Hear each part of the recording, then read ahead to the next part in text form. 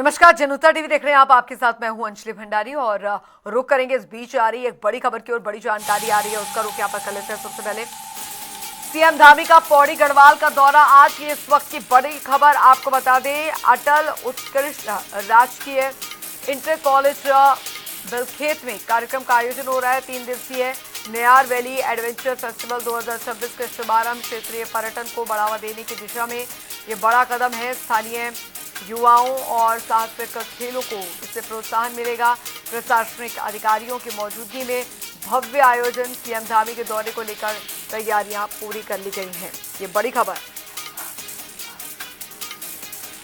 पौड़ी गढ़वाल का दौरा मुख्यमंत्री पुष्कर सिंह धामी का बेहद महत्वपूर्ण माना जा रहा है। एक संभावनाएं, बड़ी संभावनाएं, बहुत बड़ा पोटेंशियल है कि आने वाले समय में ये विश्व के मानचित्र पर इसको स्थापित करने का एक बड़ा माध्यम इस प्रकार का ये महोत्सव करेगा। और मुझे बताया गया है कि इन 3 दिनों के महोत्सव में अनेक कार्यक्रम होने वाले हैं। अभी मैं देख रहा था कि दूर दूर से, पंचेश्वर से, देहरादून से, टेहरी से, पौड़ी के अनेक स्थानों से यहाँ पर एंगलिंग करने वाले लोग आए हुए हैं, जो फिश एंगलिंग करते हैं। इसी प्रकार से साइकिलिंग करने वाले लोग अनेक स्थानों से। एक बेटी तो मध्य प्रदेश से आई थी। मैं सबसे पूछ रहा था कहाँ से आए हो। अलग अलग स्थानों से, कोई पिथौरागढ़ से आया है, कोई हमारे देहरादून से आया है, अनेक उत्तराखंड के अलावा बाहर से भी लोग आए हैं। एक तिब्बत के रहने वालों ने भी जो है इस साइकिलिंग प्रतियोगिता में भाग लिया है। और यहाँ पर राफ्टिंग होगी, कैकिंग होगी, ट्रैकिंग होगी, पैराग्लाइडिंग, माउंटेन बाइकिंग जैसी अनेक जो गतिविधियां हैं, उन सभी गतिविधियों का यहाँ पर आयोजन किया जा रहा है। इसके साथ ही अब महोत्सव है, उत्सव है, तो रंगारंग कार्यक्रम भी यहाँ पर उसकी भी व्यवस्था की गई है, जो इस महोत्सव को और शानदार बनाएंगे। इस महोत्सव में 4 लगाने का काम करेंगे और एंगलिंग के माध्यम से हमारी जो समृद्ध जैव विविधता की प्रतीक है, हमारे यहाँ की मछली महासीर के संरक्षण को बढ़ावा देने का भी प्रयास किया जा रहा है। इसके अलावा अनेक प्रकार के यहाँ पर स्टॉल लगे हुए, प्रदर्शनी लगी है। उन प्रदर्शनियों में हस्तशिल्प है, हमारे पारंपरिक रूप से जो हमको विरासत में खान पान मिला है, जो शरीर के हष्टपुष्ट होने की दृष्टि से भी, पौष्टिकता की दृष्टि से भी, और मैं कहूं औषधियों की दृष्टि से भी, शरीर को स्वस्थ रखने की दृष्टि से भी बहुत महत्वपूर्ण है। ऐसे जो हमारे पारंपरिक व्यंजन हैं, उन सभी व्यंजनों को भी यहाँ पर दर्शाया गया है। मुझे पूरा विश्वास है कि ये फेस्टिवल यहाँ की जो इस नेयार घाटी की, और जब एक बार मैं अभी सतपुली झील का शिलान्यास करने आदरणीय महाराज जी के साथ गया था, तो महाराज जी मुझे बता रहे थे कि यह नेयार नदी क्यों कहते हैं इसका नाम। तो जो किसी की यार नहीं होती है वही नेयार है। लेकिन अब जिस प्रकार के काम हो रहे हैं, जब सतपुली की झील बनने जा रही है, यहाँ पर इतना बड़ा नेयार वैली एडवेंचर फेस्टिवल हो रहा है, अब ये नेयार नदी सबकी यार बनकर यहाँ की समृद्धि का कारण बनेगी, यहाँ के व्यापार का कारण बनेगी, हमारे नौजवानों को रोजगार देगी, हमारी माताओं बहनों की आजीविका को मजबूत करने का काम ये नेयार नदी करने वाली है। और सच में नेयार नदी हमारे लिए विकास का बहुत बड़ा कारण बनने वाली है और आर्थिक विकास के भी कई अवसर इससे सर्जित होने वाले हैं।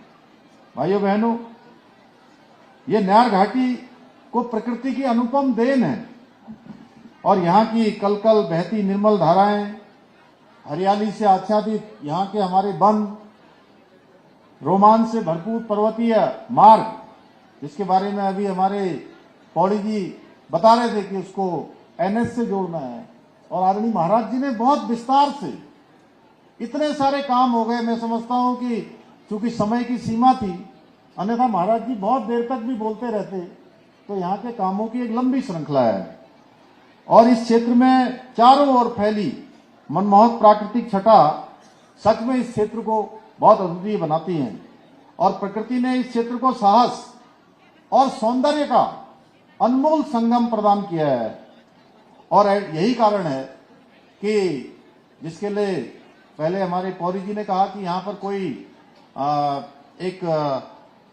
कोई इंस्टीट्यूट होना चाहिए, कोई प्रशिक्षण का संस्थान होना चाहिए, और फिर महाराज जी ने भी कहा। तो जब यहाँ के माननीय विधायक जी और ऊपर से महाराज जी अगर ये कह रहे हो कि भाई इस क्षेत्र में ये काम होना चाहिए, जो इस क्षेत्र के नौजवानों के लिए, युवाओं के लिए निश्चित रूप से आगे बढ़ने का बहुत बड़ा कारण बनने वाला है।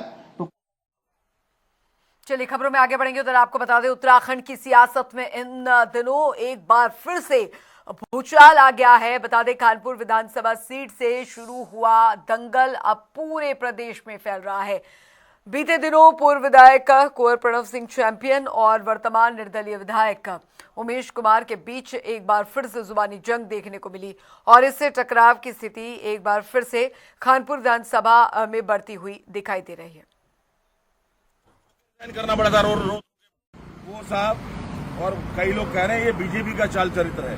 कुंवर प्रणव सिंह चैंपियन महिलाओं पे नोट उड़ा रहे हैं। अरे भैया, तुम्हारी याददाश्त इतनी कमजोर हो गई, अकल पे जोर दे लो।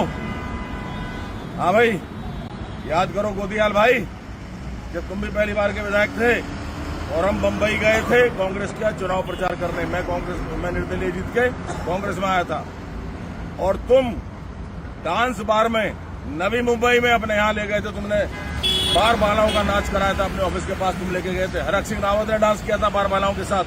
हम तो पहलवान है, हमें तो नाचना भी नहीं आता, हम तो धर्मेंद्र की तरह से शो देख रहे थे। और बेशर्मो शर्म करो, कुंवर प्रणव सिंह चरित्रवान आदमी है बे, हरक सिंह रावत की तरह रोया नहीं था विधानसभा में। मुझ पर आक्षेप लगा रहे हैं। बहरहाल उन्होंने जो कहा कि मैं बहुत ज्ञानी हूं, मेरा मुकाबला नहीं कर सकते, मैं किसी का मुकाबला करना भी नहीं चाहता। जिस रूप में दुनिया जिसको जानती है उसी रूप में दुनिया उसको जानती है। और बस तो युधिष्ठिर वाली बात यह है, मैं कहना ही चाहता हूं कि उस मीटिंग में मेरे सबसे आज के प्रतिद्वंदी, सबसे बड़े प्रतिद्वंदी महेंद्र भट्ट भी उस पार्टी में थे, और उनसे ज्यादा बेहतर और कौन गवाह हो सकता है।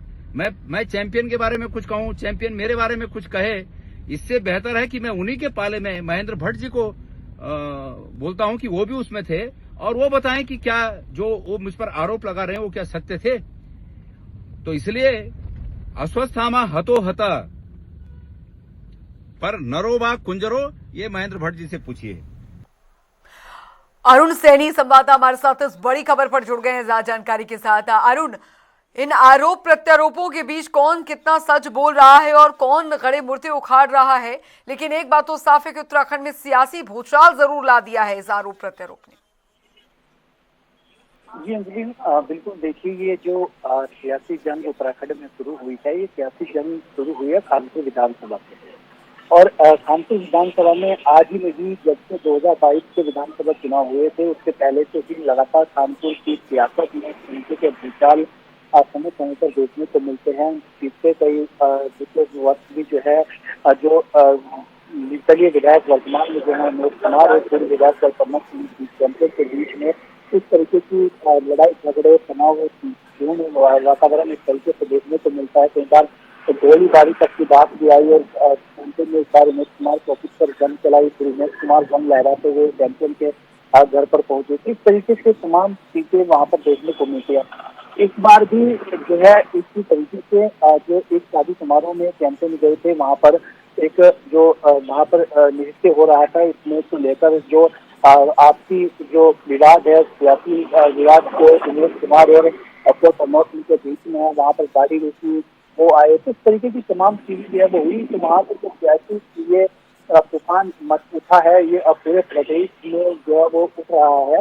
और कांग्रेस में भी जिस तरीके से कांग्रेस ने चैंपियन पर कई तरीके के आरोप लगाए, तो उसको लेकर चैंपियन ने वीडियो बनाई और उन्होंने इस वीडियो के माध्यम से कांग्रेस के प्रदेश अध्यक्ष उमेश चौधरी पर निशाना साधा और इन्होंने 2002 की पार्टी का जो है जिक्र किया कि वहाँ पर गए थे, उन्होंने भी बार में लड़के के साथ डांस किया था, इस तरीके की बातें उन्होंने कही। इसके जवाब में फिर गणेश गोटियाल ने भी उनके बयान पर पलटवार किया और उन्होंने कहा कि वहाँ पर इस तरीके की जो पार्टी थी, इसके लिए वहाँ पर बीजेपी और कांग्रेस दोनों ही दलों के विधायक थे और उन विधायकों के द्वारा ही पार्टी के लिए दबाव बनाया गया था। उन्होंने पार्टी के लिए कहा था, तो उसके बाद वो पार्टी के लिए गए थे, लेकिन वहाँ पर इस तरीके की कई चीजें नहीं हुई। कई विधायकों ने डांस किया, लेकिन उन्होंने नहीं किया। इस बात उन्होंने कहा, उन्होंने गेंद जो है भारतीय जनता पार्टी के पाले में डालते हुए उन्होंने कहा कि वहाँ पर भारतीय जनता पार्टी के प्रदेश अध्यक्ष महेंद्र भट्ट भी थे, तो इस बारे में बेहतर वो भी बता सकते हैं कि वहाँ पर किसने क्या किया, किसने डांस किया, किसने खाना खाया या किसने अलग कार्य किया, क्या किया, जो भी है वो ज्यादा बेहतर जो है वो बता सकते हैं। तो अब ये जो सियासी तूफान उत्तराखंड में इस बात की इसमें जो है भूचाल ला दिया है और इन दिनों अब पूरे उत्तराखंड में इसकी चर्चा है, जो डांस को लेकर श्रीराम किसी चीज की तमाम चर्चाएं हो रही है। आगे अब भारतीय जनता पार्टी का इस पर क्या पक्ष आता है, भारतीय जनता पार्टी के प्रदेश अध्यक्ष महेंद्र भट्ट का अभी तक इसको कोई बयान नहीं आया है, तो उनका क्या बयान इस पर आता है, कांग्रेस आगे इस पर क्या प्रतिक्रिया देती है और कमल की क्या प्रतिक्रिया आती है। आगे ये जो सियासी भूचाल इस वक्त प्रदेश में उठा है, ये आने वाले समय में कितना बड़ा हो बनता है। 2027 के विधानसभा चुनाव भी नजदीक है, तो इसके तमाम चीजें लगातार देखने को मिल रही है। तो ऐसे में अब आगे इसका कितना असर पड़ेगा, भारतीय जनता पार्टी हो या फिर कांग्रेस, दोनों दलों पर कितना असर इसका आने वाले चुनाव में पड़ता हुआ दिखाई देगा, वो तमाम चीजें देखने वाली है। हालांकि अरुण, प्रणब, ये कुंवर प्रणब सिंह चैंपियन का जो मुद्दा है, ये जो बयानबाजियां हैं, ये कोई नई नहीं है। इससे पहले भी वो काफ़ी चर्चाओं में यहाँ पर रहते हैं, लेकिन चुनाव आते आते इस तरीके से आरोप प्रत्यारोप का सिलसिला शुरू होना और एक पार्टी का जिक्र बार बार करना और उसमें कई नेताओं के नाम इसमें शामिल होना, ये बता रहा है कि अंदर खाने कुछ ना कुछ यहाँ पर सियासी खिचड़ी जो है वो अंदर खाने पक रही है और कईयों के नाम आ सकते हैं इसमें। अभी कई लोगों के नाम तो आ चुके हैं, लेकिन कईयों के नाम इसमें आ सकते हैं। जी अंजलि, बिल्कुल देखिए, क्योंकि चुनावी वक्त शुरू हो चुका है और चुनावी वक्त में इस तरीके की तमाम चीजें निकलकर सामने आती है। दूसरे पर आरोप प्रत्यारोप राजनीति में स्वाभाविक है, आरोप प्रत्यारोप का सिलसिला रहता है, लेकिन हालांकि ये बात है कि चुनाव आते आते ये ज्यादा हो जाता है, एक दूसरे पर आरोप प्रत्यारोप होते हैं। लेकिन इस तरीके के आरोप प्रत्यारोप लगाना जो काफी पुराने भी हैं, तो ऐसे में इससे से प्रदेश की जो छवि है उस पर कितना असर पड़ेगा और जिस तरीके से जो नेताओं की छवि है उस पर कितना असर पड़ेगा, पार्टी की छवि पर कितना असर पड़ेगा। और इसके क्योंकि ये ऐसा मामला है, क्योंकि कई जो विधायक हैं या नेता हैं वो आपस में इस तरीके की पार्टियों में शामिल भी होते हैं, तो आने वाले समय में ये मामला अगर उठता है तो इसमें जिस तरीके से अब भाजपा के प्रदेश अध्यक्ष महेंद्र भट्ट का भी नाम उन्होंने लिया कि वो भी इस पार्टी में थे, तो ऐसे में अब आगे किन विधायकों का अपने नाम आता है। अगर ये मामला बड़ा बनता है तो आगे फिर और किस के राज जीते हैं या फिर अन्य राज हैं, तो ये तमाम चीजें हैं। और अभी ये चुनावी वर्ष है और ऐसी बातें जो है वो प्रदेश में होती हुई दिखाई भी देंगी और आगे ये कितनी बड़ी बनती है, आगे ये किस स्तर तक जाती है, कितने बड़े स्तर पर ये जाती है, वो तमाम चीजें आने वाले समय में देखने वाली होंगी और इसका क्या इफेक्ट प्रदेश में पड़ेगा वो भी आने वाले समय में देखने वाला। चलिए, बहुत बहुत शुक्रिया अरुण इस तमाम जानकारी के लिए।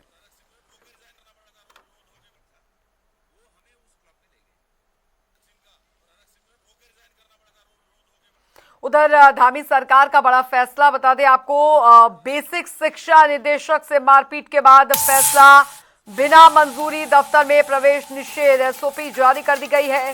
सरकारी दफ्तर में सुरक्षा को लेकर जारी सख्त मानक, अफसरों की टेबल पर पैनिक बटन लगेंगे, वीडियोग्राफी पर भी लगेगी रोक। जानकारी आपको दे दें, अधिकारियों से मिलने से पहले लेना होगा अपॉइंटमेंट। दफ्तर में digital visitor management system alarm लगेगा और वीआईपी भी अपने साथ नहीं ले जा पाएंगे। सुरक्षाकर्मी 2 से ज्यादा लोग नहीं जा पाएंगे अफसर से मिलने।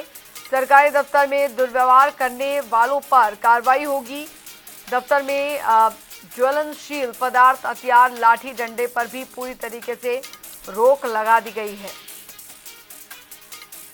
बड़ी खबर, दफ्तर में ज्वलनशील पदार्थ, हथियार, लाठी डंडा पर रोक लगा दी गई है। धामी सरकार ने बड़ा फैसला लिया है, आपको बता दें, बड़ा फैसला धामी सरकार ने बेसिक शिक्षा निदेशक से मारपीट के बाद ये फैसला जो है वो लिया गया है। बिना मंजूरी दफ्तर में प्रवेश निषेध एसओपी लागू कर दी गई है। सरकारी दफ्तर में सुरक्षा को लेकर सख्त आदेश जारी कर दिए गए हैं। पैनिक बटन अफसरों के टेबल पर लगेंगे। वीडियोग्राफी पर भी रोक लगेगी। अधिकारियों से मिलने से पहले उनका अपॉइंटमेंट जो है वो लेना अनिवार्य होगा। दफ्तर में डिजिटल विजिटर मैनेजमेंट भी लगाया जाएगा।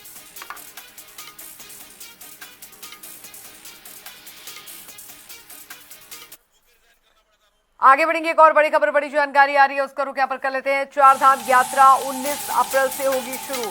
19 अप्रैल से चारधाम यात्रा जो है वो शुरू होने जा रही है। बीकेटीसी ने यात्रा तैयारियों को लेकर समीक्षा की है। बता दें आपको, हेमंत द्विवेदी ने दरअसल अधिकारियों को दिशा निर्देश दिए हैं। श्रद्धालुओं की सुरक्षा और सुविधा पर जोर।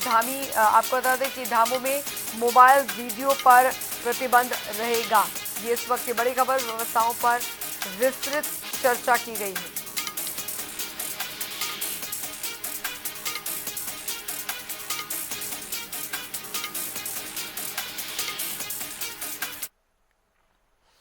उधर आपको बता दें कि हरिद्वार में 2027 के कुंभ मेले की तैयारियों को लेकर उच्च स्तरीय बैठक आयोजित हुई। बैठक में रविंद्रपुरी कुंभ मेला अधिकारी सोनिका और साथ ही संत समाज के प्रतिनिधियों ने भूमि आवंटन, पेशवाई मार्ग और साथ ही अधूरे निर्माण कार्य पर चर्चा की। प्रशासन और संतों ने मिलकर भव्य, दिव्य और सुरक्षित कुंभ कराने का संकल्प भी लिया। हम लोग क्योंकि अब आगे जब जाएंगे तो लैंड अलॉटमेंट, फिर किस तरह से अमृत स्नान होने हैं, किस तरह से पेशवाइयाँ आनी हैं, उन सब पे पूरा डिस्कशन हुआ आज और काफी अच्छी बैठक रही और जितने भी सुझाव आए हमने ले लिए हैं और उसके आगे हम करेंगे।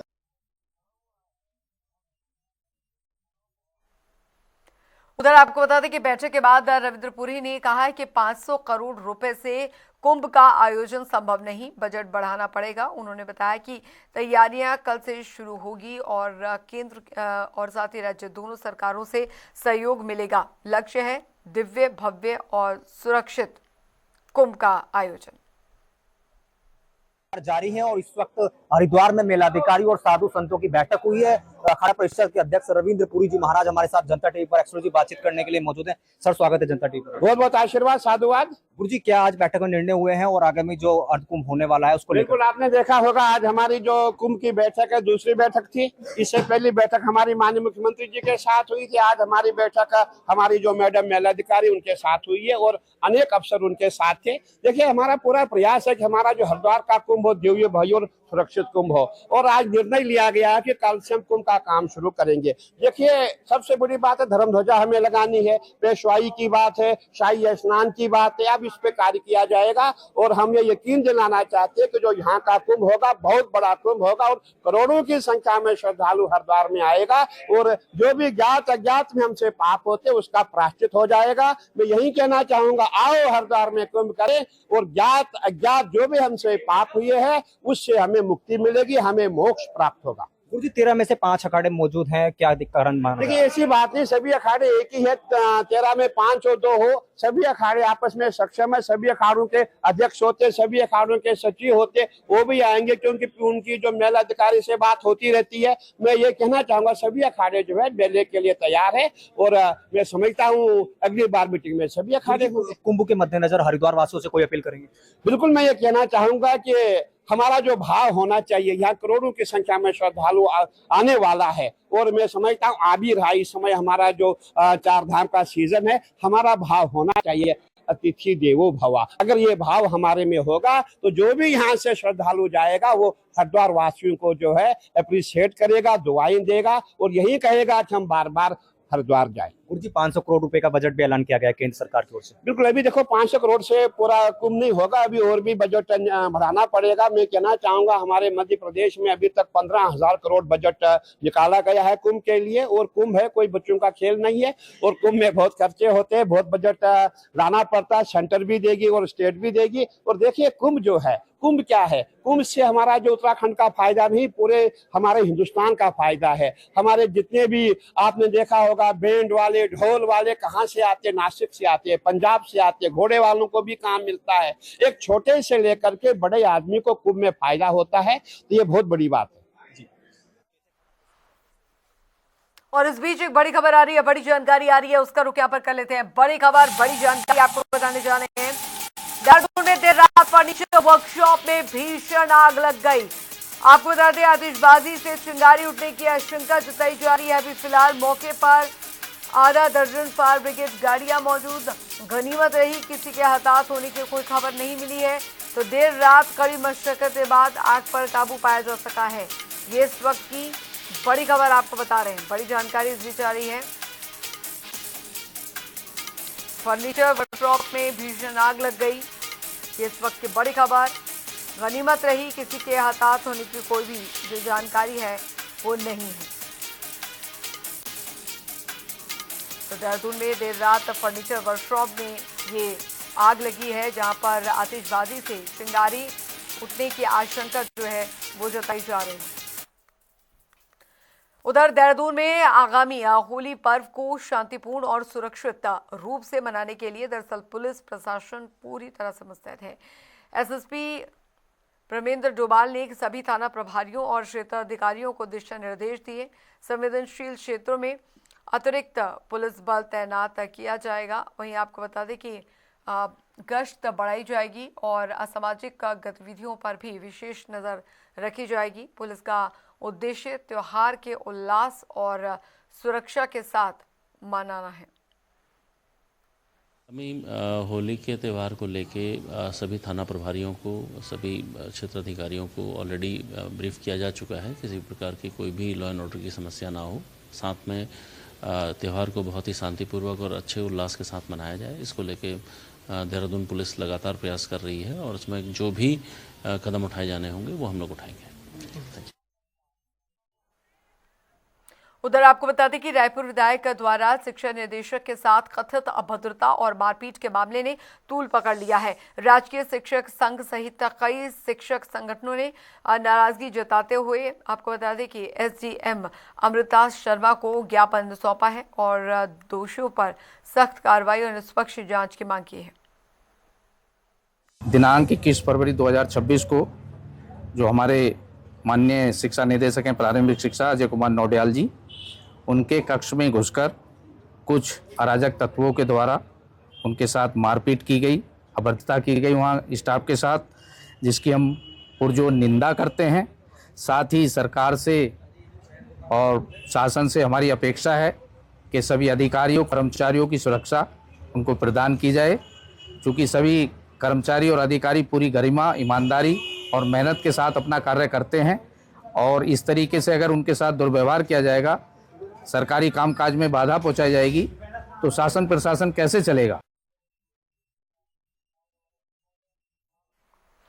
और इस बीच एक बड़ी खबर, बड़ी जानकारी आ रही है। मौसम से जुड़ी हुई बड़ी खबर आपको बताने जा रहे हैं।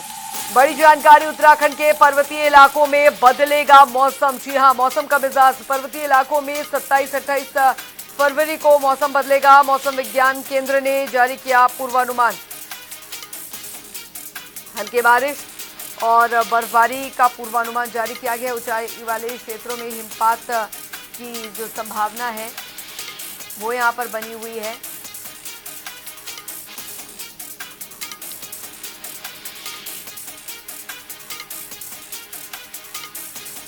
तो आपको बता दें, लोगों को सावधानी बरतने की सलाह जो है वो यहाँ पर दी जा रही है। उत्तराखंड के पर्वतीय इलाकों में बदलेगा मौसम का मिजाज, तो लोगों को सावधानी बरतने की सलाह दी गई है। बढ़ेंगे आगे। हरिद्वार में आपको बता दें कि अपराध पर अंकुश लगाने के लिए पुलिस ने सघन चेकिंग अभियान शुरू किया है और नवनीत सिंह के निर्देश पर जिले भर में संदिग्ध वाहनों की जांच की जा रही है। प्रमुख चौराहों, बाजारों और संवेदनशील क्षेत्रों में पुलिस बल तैनात है। रात्रि गश्त बढ़ाकर आमजन में सुरक्षा की भावना मजबूत की जा रही है। ये रूटीन चेकिंग है हमारे एसएसपी महोदय के आदेश अनुसार। रूटीन चेकिंग है जिसमें हम लोग संदिग्ध वाहन, संदिग्ध व्यक्ति या कोई अवैध असला या कोई एनडीपीएस रिलेटेड कोई भी जो है मादक पदार्थों की कोई तस्करी तो नहीं हो रही, उसी की रूटीन चेकिंग कर रहे हैं। हाँ, ये रोज है, रोज का हमारा रूटीन का काम है। ये प्रतिदिन का काम है, प्रतिदिन रूटीन चेकिंग होती है। आज तो हम अभी हमने 5-10 मिनट पहले शुरू किया है, अभी कर रहे हैं, मिलेगा जरूर बताएंगे। इसी के साथ देवभूमि उत्तराखंड की खबरों में अभी के लिए फिलहाल इतना ही। यहाँ पर वक्त एक छोटे से ब्रेक का हो चला है।